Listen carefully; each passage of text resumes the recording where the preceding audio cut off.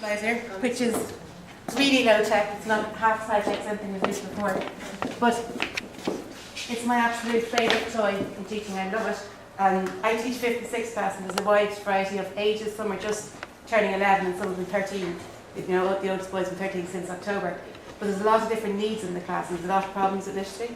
So I use it for a lot of things, but one of the things I use for every single day is any piece of work we're doing, I would show them how I expect it to look in the copy. So every bit of written work I would have to do would have to be scaffolded for people in my class. You can't just say, start doing a mind map of heat in your science copy. You need to give them up to. So every day it's like, you do your margin, put your heading, put your date, and then this helps people just with the words and how to write it. So it stops a lot of how do you spell, and what's the title, and well, it doesn't actually stop it that much, but it means that it's there and it's visual. So that's one thing that I use for a lot. So for how I expect the work to look, also say for maths, how something should look in terms of layout, so that you try and get children to work on their presentation work. So that's used all the time. Another thing I use it for is, say if we're doing an exercise from a book, even though obviously that's frowned on, isn't it, Simon?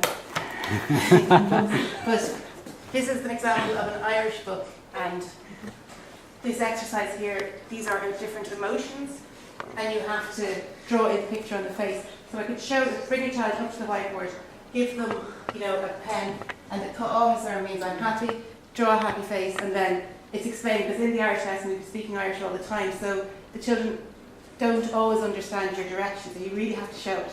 So this is a really good, useful tool for that it's up there, they can see somebody else doing it. It's like, oh, okay, so that it's great for language learning that way, because it cuts through. It's just they can see it, they can see what they're meant to do, and then they can do it. It's really useful for that. For checking work as well, giving good examples of how it should look.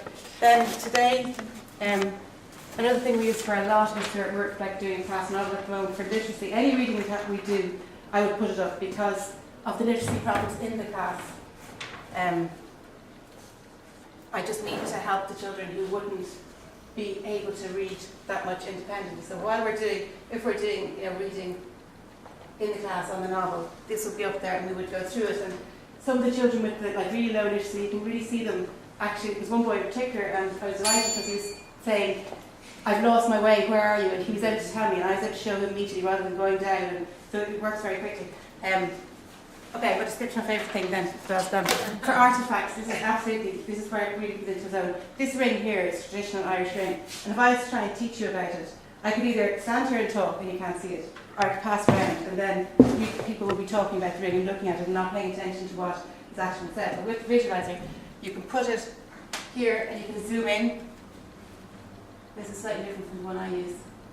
You can zoom in and then see whatever the artifact is. And this particular ring, it has to be worn a particular way. So if it's a traditional wedding ring, so if it's worn with the heart in, it means that you are in love and you're married or whatever.